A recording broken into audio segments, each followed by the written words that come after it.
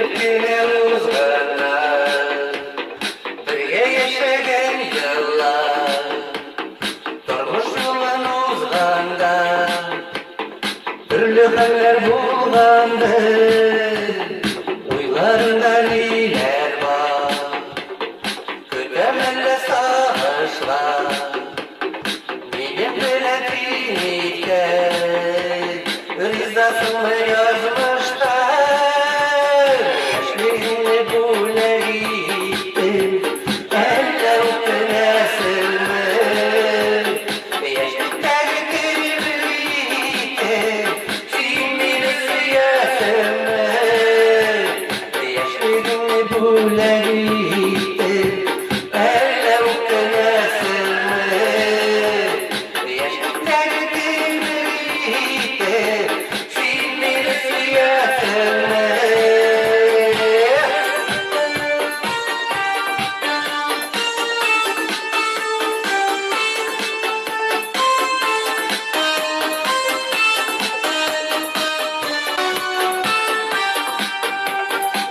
Terali yanıma, vakit taşıyazına, gözlerime doğru para, yavaş soralıma.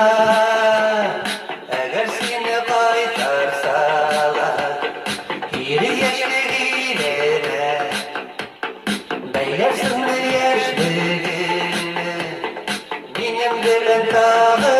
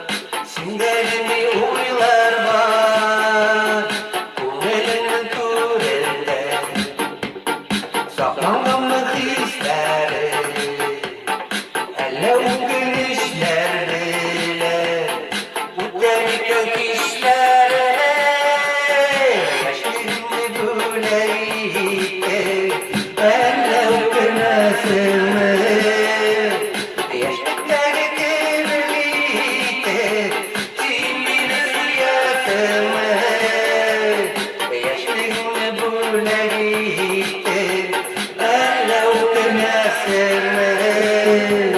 Yaşlıkları devriydi, şimdi siyaseme.